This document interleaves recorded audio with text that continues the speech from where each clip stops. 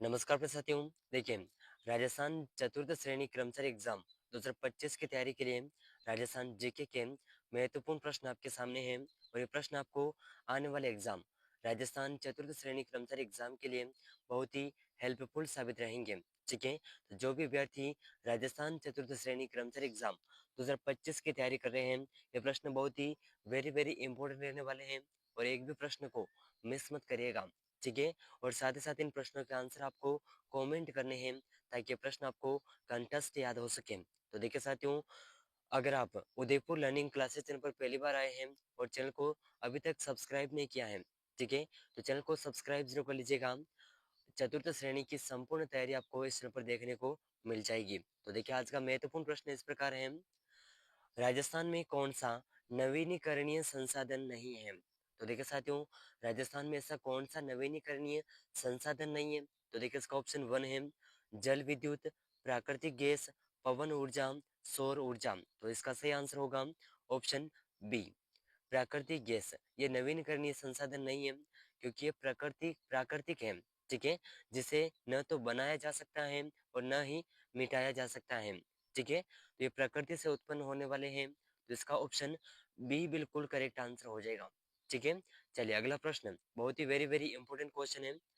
राजस्थान में तीज का त्योहार मनाया जाता है। तो देखिए साथियों, राजस्थान में तीज का त्योहार कौन सी तृतीया को मनाया जाता है, यानी कि कौन सी तिथि को मनाया जाता है? तो देखिए, इसका ऑप्शन वन है श्रावण शुक्ला तृतीया को, ऑप्शन टू है श्रावण शुक्ला पूर्णिमा को, ऑप्शन थ्री है श्रावण शुक्ला तृतीया को, सॉरी, ऑप्शन थ्री के अंदर है वैशाख शुक्ला तृतीया को, और ऑप्शन फोर्थ है चैत्र शुक्ला दशमी को। तो देखिए साथियों, इन चार ऑप्शन में से जो इस प्रश्न का सही आंसर है, ठीक है, राजस्थान में तीज का त्योहार कब मनाया जाता है? तो देखिए, इसका ऑप्शन वन बिल्कुल करेक्ट आंसर हो जाएगा। ठीक है, श्रावण दे रखा है यहाँ पर, लेकिन यहाँ पर आएगा सावन। ठीक है, तो श्रावण शुक्ला तृतीया को ये मनाया जाता है और इसे हम हरियाली तीज भी कहते हैं। ठीक है, अपनी सिंपल और सरल भाषा में से हम हरियाली तीज कहते हैं। और ये जो त्योहार है, मुख्य रूप से राजस्थान, उत्तर प्रदेश और दिल्ली में ये त्योहार मनाया जाता है। ठीक है, श्रावण शुक्ला की, यानी कि श्रावण महीने में शुक्ल पक्ष की तृतीया को ये त्योहार मनाया जाता है, जिसे हम हरियाली तीज कहते हैं।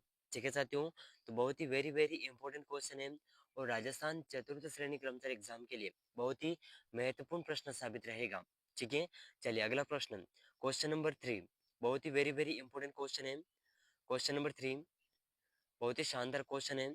ठीक है, जरूर याद रखिएगा और बहुत ही मोस्ट इंपोर्टेंट क्वेश्चन रहने वाला है। ठीक है साथियों, तो बहुत ही शानदार क्वेश्चन है। प्रतिहार शासक जिसने सर्वप्रथम जालोर को अपनी राजधानी बनाया था, तो वह शासक कौन सा था जिसने जालोर को अपनी राजधानी बनाया? तो देखिए, इसका ऑप्शन वन है नागभट्ट प्रथम, ऑप्शन टू है नागभट्ट द्वितीय, ऑप्शन थ्री है बाणभट्ट, ऑप्शन फोर्थ है गुरु अमरदास। तो देखिए साथियों, प्रतिहार शासक का, ऐसा कौन सा शासक था प्रतिहार वंश का जिसने जालोर को अपनी राजधानी बनाया था? तो इसका सही आंसर होगा ऑप्शन, तो देखिए इसका ऑप्शन वन बिल्कुल करेक्ट आंसर हो जाएगा।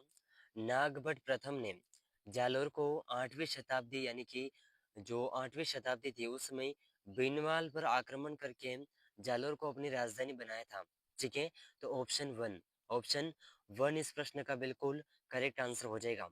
ठीक है, और साथ ही साथ इन सभी प्रश्नों के आंसर आप कमेंट करते रहिएगा ताकि ये प्रश्न आपको कंठस्थ याद हो सके। ठीक है, तो देखिए क्वेश्चन नंबर फाइव।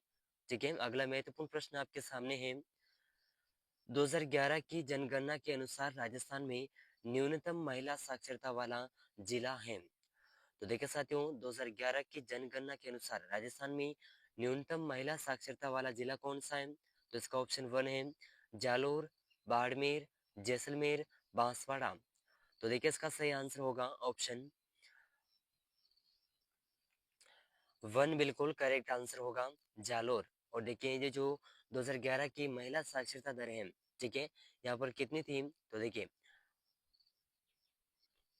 38.73% जालोर में 2011 की जनगणना के अनुसार महिला साक्षरता दर थी। ठीक है, तो ऑप्शन 1 इस प्रश्न का भी सही आंसर हो जाएगा। ठीक है, चलिए अगला प्रश्न है क्वेश्चन नंबर 6। बहुत ही वेरी वेरी इंपॉर्टेंट क्वेश्चन है। राजस्थानी चित्रकला की मूल शैली किस शैली को माना जाता है, यानी कि माना गया है। तो देखिए राजस्थान की चित्रकला की ऐसी कौन सी शैली है जिसे मूल शैली माना गया है। ठीक है, तो देखिए इसका ऑप्शन 1 है मेवाड़ शैली, किशनगढ़ शैली, मारवाड़ शैली, शेखावटी शैली। तो देखिए साथियों, इन चार ऑप्शन में से राजस्थानी चित्रकला की मूल शैली चि, चित्र शैली की जिसे मूल शैली माना गया है, तो यह है ऑप्शन ऑप्शन 1 बिल्कुल सही आंसर होगा, मेवाड़ शैली। और देखिए इसे स्वामी अ, आनंद कुमार द्वारा 1916 ईस्वी में अपनी पुस्तक राजपुताना पेंटिंग्स में इस चित्रकला शैली का जो वैज्ञानिक वर्गीकरण प्रस्तुत किया था। अगर पूछा जाए इसका जो मूल शैली का वैज्ञानिक वर्गीकरण किसने प्रस्तुत किया था, तो आनंद कुमार स्वामी, जिन्होंने 1916 में इसका वैज्ञानिक वर्गीकरण प्रस्तुत किया था। ठीक है, तो ऑप्शन 1 इस प्रश्न का बिल्कुल करेक्ट आंसर हो जाएगा। ठीक है साथियों, बहुत ही वेरी वेरी इंपॉर्टेंट क्वेश्चन है और चतुर्थ श्रेणी कर्मचारी एग्जाम के लिए बहुत ही महत्वपूर्ण प्रश्न साबित होगा। ठीक है, चलिए अगला प्रश्न क्वेश्चन नंबर 7। राजस्थान में किसान आंदोलन का प्रारंभ सर्वप्रथम हुआ। तो देखिए साथियों, राजस्थान में किसान आंदोलन का प्रारंभ सर्वप्रथम कहाँ से हुआ था। तो देखिए इसका ऑप्शन 1 है सिरोही से, दुधवा खारा में, या फिर बेंगू किसान आंदोलन और बिजोलिया। तो देखिए साथियों, इन चारों स्थान में से राजस्थान में सबसे पहले किसान आंदोलन का जो शुभारंभ है, यानी कि जो प्रारंभ है, किस स्थान से हुआ था, तो इसका सही आंसर होगा ऑप्शन डी, इसका बिल्कुल करेक्ट आंसर हो जाएगा। और ये जो आंदोलन है ये कब हुआ था, तो देखिए इसका सन है 1897 इसका सन है। ठीक है, 1897 इसका सन है। और इस आंदोलन को धाकड़ जाट किसान आंदोलन भी कहते हैं। ठीक है, तो वेरी वेरी इंपॉर्टेंट क्वेश्चन है। और चतुर्थ श्रेणी कर्मचारी एग्जाम 2025 की तैयारी कर रहे हैं सभी विद्यार्थियों के लिए यह प्रश्न बहुत ही वेरी वेरी इंपॉर्टेंट साबित होगा। ठीक है, चलिए अगला प्रश्न है क्वेश्चन नंबर 8। बहुत ही मोस्ट इंपॉर्टेंट क्वेश्चन है। किस वर्ष के अकाल को चालीसा अकाल कहते हैं। तो देखिए साथियों, ऐसा कौन सा वर्ष है जिसके अकाल, यानी कि जब बारिश नहीं हुई थी, तो उस अकाल को चालीसा अकाल भी कहते हैं। तो देखिए इसका ऑप्शन 1 है विक्रम संवत 2063, ऑप्शन 2 है 1993 ईस्वी का संमत और विक्रम संवत 1963 और 1783 ईस्वी का। तो देखिए इन चारों ऑप्शन में से वह वर्ष जिसमें 40 उसके उस वर्ष के अकाल को चालीसा अकाल कहते हैं, ये वर्ष है। तो देखिए जिसे चालीसा का अकाल कहते हैं ये था 1783 ईस्वी में। और ये जो इसका अगर विक्रम संवत की बात करें, ठीक है, विक्रम संवत की बात करें तो इसे 1840 में माना जाता है। ठीक है साथियों, 1840 में से विक्रम संवत में माना जाता है। और देखिए इसी के साथ में और भी अकाल थे, जैसे कि पंचकाल। तो देखिए पंचकाल कहते हैं जिसे, और ये अकाल भी है। तो देखिए ये जो अकाल पड़ा था, पंचकाल नामक अकाल, यह 1812 ईस्वी से 1813 के मध्य में यह अकाल पड़ा था, जिसे पंचकाल कहते हैं। ठीक है, और एक और काल है जिसका नाम है त्रिकाल। ठीक है, और त्रिकाल का जो समय है ये इस प्रकार है। तो त्रिकाल का समय है 1868 से 1869 के मध्य में यह त्रिकाल नामक काल पड़ा था। ठीक है, तो वेरी वेरी इंपॉर्टेंट सन है, इन्हें जरूर याद रखेगा। और देखिए एक और काल है जिसका नाम है छप्पनिया का काल। ठीक है, छप्पनिया का काल एक और नाम है, तो इसे भी आप जरूर याद रखिएगा। हो सकता है आपको आने वाले एग्जाम के अंदर पूछा जा सके। ठीक है, तो हम प्रश्नों को विस्तार से देख रहे हैं और उन प्रश्नों को देख रहे हैं जो एग्जाम के अंदर पूछे जा सकते हैं। ठीक है, हम इस क्लास में कोई चांस नहीं छोड़ेंगे जो प्रश्न अलग से बनता हो और एग्जाम के अंदर आ जाए। ठीक है, तो हम विस्तार से प्रश्नों को देख रहे हैं और उदयपुर लर्निंग क्लासेस चैनल पर करवाई जा रही सभी क्लासेस के क्वेश्चन वेरी वेरी इंपॉर्टेंट रहेंगे। ठीक है। तो चैनल पर अगर आप पहली बार आए हैं तो चैनल को सब्सक्राइब जरूर कर लीजिएगा। तो देखिए, छप्पनिया का काल का जो समय है, तो छप्पनव्या काल का जो समय है 1899 से 19वीं ईस्वी के मध्य है और इसे विक्रम संवत में 1956 का माना जाता है। ठीक है। तो इन काल को जरूर याद रखिएगा, बहुत ही वेरी वेरी इंपॉर्टेंट क्वेश्चन है। ठीक है। वैसे इस प्रश्न का ऑप्शन डी बिल्कुल करेक्ट आंसर होगा। ठीक है। चलिए अगला प्रश्न है क्वेश्चन नंबर 9। मंथानिया और सौर ऊर्जा परियोजना से संबंधित जिला है। तो देखिए, मंथानिया सौर ऊर्जा परियोजना से संबंधित जिला कौन सा है? तो देखिए इसका ऑप्शन 1 है बाड़मेर, जैसलमेर, चूरू, जोधपुर। तो देखिए साथियों, इन चार ऑप्शन में से मंथानिया सौर ऊर्जा परियोजना से संबंधित जो जिला है ये है इस प्रकार। तो ऑप्शन डी इसका बिल्कुल सही आंसर होगा, जोधपुर। ठीक है।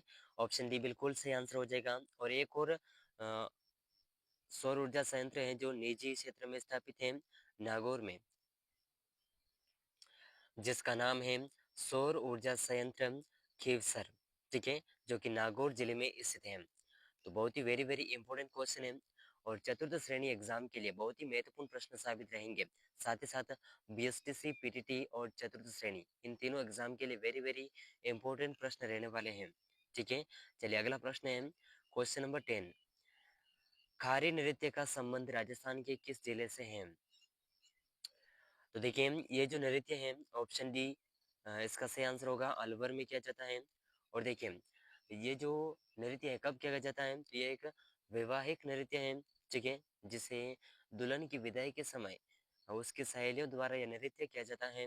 तो इसका जो ऑप्शन डी है ये बिल्कुल करेक्ट आंसर हो जाएगा। ठीक है।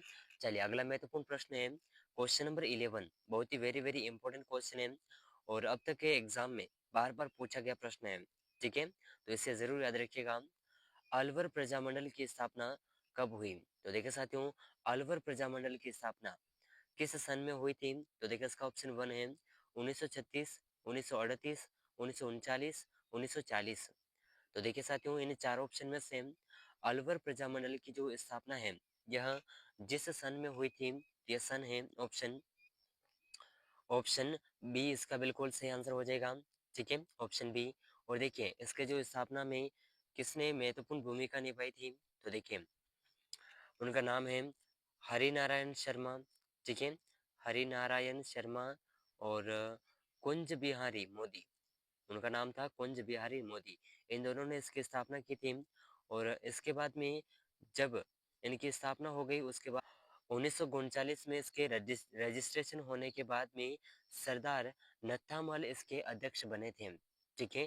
तो बहुत ही वेरी वेरी इंपॉर्टेंट क्वेश्चन है और चतुर्थ श्रेणी कर्मचारी एग्जाम के लिए बहुत ही मोस्ट इंपॉर्टेंट क्वेश्चन है। ठीक है। चलिए अगला प्रश्न है क्वेश्चन नंबर 12। राजस्थान की पूर्णतः बारहमासी नदी है। तो देखिए साथियों, राजस्थान की ऐसी कौन सी नदी है जो बारहमासी नदी है? तो इसका ऑप्शन 1 है बनास, ऑप्शन 2 है माही, ऑप्शन 3 है चंबल और ऑप्शन 4 है लोनी। तो देखिए साथियों, इन चार ऑप्शन में से राजस्थान की जो बारहमासी नदी है, जिसे कहा जाता है बारहमासी नदी, तो ये है ऑप्शन इसका ऑप्शन सी बिल्कुल करेक्ट आंसर हो जाएगा। ठीक है। यह चंबल नदी है जिसे बारहमासी नदी कहते हैं। ठीक है। बारहमासी नदी कहते हैं और यह यमुना नदी की सहायक नदी है। ठीक है। यमुना नदी की ये सहायक नदी है मध्य भारत की। ठीक है। तो ऑप्शन सी इस प्रश्न का बिल्कुल करेक्ट आंसर हो जाएगा। ठीक है साथियों। चलिए अगला प्रश्न है क्वेश्चन नंबर 13। बहुत ही वेरी वेरी इंपॉर्टेंट क्वेश्चन है। गरासियों द्वारा किया जाने वाले किस नृत्य में वाद्य यंत्रों का प्रयोग नहीं किया जाता है? तो देखिए साथियों, ऐसा कौन सा नृत्य है जिसमें ग्रास्य जनजाति द्वारा किया जाता है और उसमें वाद्य यंत्रों का प्रयोग नहीं किया जाता है? ठीक है। तो देखिए इसका ऑप्शन 1 है वालर नृत्य, गुडला नृत्य, शंकरिया नृत्य, पनिहारी नृत्य। तो देखिए इन चार ऑप्शन में से इसका सही आंसर होगा ऑप्शन, तो ऑप्शन 1 बिल्कुल करेक्ट आंसर हो जाएगा, वालर नृत्य। ठीक है। तो ऑप्शन 1 इस प्रश्न का बिल्कुल करेक्ट आंसर हो जाएगा। तो चलिए अगला महत्वपूर्ण प्रश्न है क्वेश्चन नंबर 14। बहुत ही वेरी वेरी इंपॉर्टेंट क्वेश्चन है। निम्नलिखित में से कौन सा समूह राजस्थान की पर्वत चोटियों का उनकी ऊंचाई के अनुसार सही अवरोही क्रम है? यानी कि जो पर्वत चोटियां हैं उनकी ऊंचाई के अनुसार सही सुमेलित हैं? तो देखिए इसका ऑप्शन 1 है जरगा, दिलवाड़ा, तारागढ़, सज्जनगढ़। ऑप्शन 2 है जरगा, शेर, सज्जनगढ़, तारागढ़। ऑप्शन 3 है शेर, जरगा, सज्जनगढ़, तारागढ़। और ऑप्शन डी है दिलवाड़ा, सज्जनगढ़, जरगा और तारागढ़। तो देखिए साथियों इन चारों ऑप्शन में से जो इस प्रश्न का सही आंसर है राजस्थान में पर्वत चोटियों की उनकी ऊंचाई के अनुसार जो सही क्रम है, ठीक है, तो ये सही क्रम हो जाएगा ऑप्शन ऑप्शन सी इस प्रश्न का बिल्कुल करेक्ट आंसर हो जाएगा। और देखिए अब अगर इन पर्वत चोटियों की ऊंचाई पूछी जाए कि शेर पर्वत चोटी की ऊंचाई कितनी है, तो देखिए इसकी ऊंचाई है 1579 मीटर, ठीक है। उसके बाद में है जरगा पर्वत श्रेणी की ऊंचाई 1431 मीटर, ठीक है। और सज्जनगढ़ की जो ऊंचाई है, तो देखिए सज्जनगढ़ की ऊंचाई है 938, ठीक है। और तारागढ़ की, ठीक है, तारागढ़ की जो ऊंचाई है ये है 873, ठीक है। ये इनकी ऊंचाई है। अगर आपको आने वाले एग्जाम के अंदर पूछा जाए इनमें से किसी भी पर्वत श्रेणी की ऊंचाई, तो आप ये जरूर याद रखिएगा, बहुत ही वेरी वेरी इंपॉर्टेंट रहेंगे, ठीक है। चलिए अगला प्रश्न है क्वेश्चन नंबर 15। जनसंख्या की दृष्टि से सबसे बड़ा संभाग कौन सा है? तो देखिए साथियों जनसंख्या की दृष्टि से सबसे बड़ा संभाग कौन सा है? तो देखिए इसका ऑप्शन 1 है बीकानेर, ऑप्शन 2 है जयपुर, ऑप्शन 3 है उदयपुर, ऑप्शन 4 है कोटा। तो देखिए साथियों जनसंख्या की दृष्टि से सबसे बड़ा संभाग है ऑप्शन बी। तो ऑप्शन बी इसका बिल्कुल करेक्ट आंसर हो जाएगा, ठीक है। और इसमें जो शामिल जिले हैं जयपुर, अलवर, दौसा, सीकर और झुंझुनू, ठीक है, ये 5 जिले इसमें शामिल हैं। और इसका जो वर्ग क्षेत्रफल है, ठीक है, 36,615 वर्ग मीटर है, ठीक है। यानी कि 36,615 वर्ग किलोमीटर इसका जो ये फैला हुआ संभाग है, ठीक है। तो इसे जरूर याद रखिएगा, बहुत ही वेरी वेरी इंपॉर्टेंट क्वेश्चन है, ठीक है। और बहुत ही महत्वपूर्ण प्रश्न रहेगा आने वाले एग्जाम चतुर्थ श्रेणी कर्मचारी एग्जाम 2025 की तैयारी के लिए, ठीक है। तो बहुत ही मोस्ट इंपॉर्टेंट क्वेश्चन है। चलिए अगला प्रश्न, 30 मार्च 1949 में कितने राज्यों को मिलाकर वृहत राजस्थान का निर्माण किया गया? तो देखिए इसमें 30 मार्च 1949 में कितने राज्यों को मिला करके वृहत राजस्थान का निर्माण किया गया? तो इसका ऑप्शन है 3, 4, 5 और 7। तो इसका सही आंसर होगा ऑप्शन बी, ठीक है। 4 राज्यों को मिला करके वृहत राजस्थान का निर्माण किया गया था। और इन 4 राज्यों के नाम है जोधपुर, जयपुर, जैसलमेर और बीकानेर, ठीक है। तो वेरी वेरी इंपॉर्टेंट क्वेश्चन है, जरूर याद रखिएगा, ठीक है। चलिए अगला प्रश्न है क्वेश्चन नंबर 17। बहुत ही शानदार क्वेश्चन है। राजा मान सिंह को फरजंद एवं राजा की उपाधि किस मुगल शासक द्वारा दी गई थी? तो देखिए राजा मान सिंह को फरजंद और राजा की उपाधि कौन से मुगल शासक द्वारा दी गई? तो इसका ऑप्शन है शाहजहां, सम्राट अकबर, जहांगीर, शेरशाह सूरी। तो इसका सही आंसर होगा ऑप्शन ऑप्शन बी, इसका बिल्कुल सही आंसर हो जाएगा, ठीक है, ऑप्शन बी। चलिए अगला प्रश्न है क्वेश्चन नंबर 18। राजस्थान का ऐसा उद्योग बताइए जिसका संगठन सार्वजनिक, सहकारी व निजी 3 क्षेत्रों में देखने को मिलता है। ये कौन सा उद्योग है जिसका संगठन सार्वजनिक, सहकारी व निजी तीनों क्षेत्रों में देखने को मिलता है? तो इसका ऑप्शन 1 है चीनी, सीमेंट, नमक, सूती वस्त्र। तो इसका सही आंसर होगा ऑप्शन 1 चीनी, ठीक है। तो इसकी स्थापना 1932 में चित्तौड़गढ़ जिले में स्थापित की गई थी, ठीक है, पहली स्थापना। तो जरूर याद रखिएगा, बहुत ही वेरी वेरी इंपॉर्टेंट क्वेश्चन है, ठीक है साथियों। चलिए अगला प्रश्न है क्वेश्चन नंबर 19। किस शासक के शासनकाल में पिछोला जेल का निर्माण एक बंजारे द्वारा किया गया था? तो देखिए ऐसा कौन सा शासक है जिसके शासनकाल में पिछोला जेल का निर्माण बंजारे द्वारा किया गया? तो देखिए इसका ऑप्शन 1 है महाराणा रायमल, महाराणा सांगा, महाराणा कुंभा, राणा लाखा। तो इसका सही आंसर होगा ऑप्शन डी, ठीक है। ऑप्शन डी बिल्कुल करेक्ट आंसर हो जाएगा। राणा लाखा के समय एक बंजारे द्वारा पिछोला जेल का निर्माण किया गया था, ठीक है। चलिए अगला प्रश्न है क्वेश्चन नंबर 20। राजस्थान में किस ग्रंथ में लालदासी संप्रदाय के उपदेश हैं? तो देखिए राजस्थान का ऐसा कौन सा ग्रंथ है जिसमें लालदासी संप्रदाय के उपदेश हैं? तो देखिए इसका ऑप्शन 1 है काला कुमार, वाणी, लाला दासी गुप्पुराण, लाल सागर। तो इन चार ऑप्शन में से इस प्रश्न का सही आंसर हो जाएगा जिस ग्रंथ में लालदासी संप्रदाय के उपदेश मिलते हैं यह ग्रंथ है वाणी। ठीक है, वाणी नामक एक ग्रंथ है जिसमें लालदासी संप्रदाय के उपदेश मिलते हैं। तो ऑप्शन बी इस प्रश्न का बिल्कुल करेक्ट आंसर हो जाएगा। तो देखिए साथियों, इस क्लास के अंदर हमने राजस्थान चतुर्थ श्रेणी कर्मचारी एग्जाम 2025 की तैयारी के लिए 20 मोस्ट इंपोर्टेंट क्वेश्चन कवर किए हैं और इन 20 ही प्रश्नों में से आपके कितने प्रश्न सही हुए हैं आंसर कमेंट जरूर करिएगा। और अगर आप राजस्थान चतुर्थ श्रेणी की संपूर्ण तैयारी करना चाहते हैं तो इस चैनल पर आपको देखने को मिल जाएगी। तो चैनल को सब्सक्राइब अभी तक सब्सक्राइब नहीं किया है, ठीक है, तो चैनल को सब्सक्राइब जरूर कर लीजिएगा और इस क्लास को अपने दोस्तों तक शेयर जरूर करिएगा। ठीक है, मिलते हैं अगले महत्वपूर्ण प्रश्नों के साथ में, तब तक के लिए जय हिंद, जय भारत।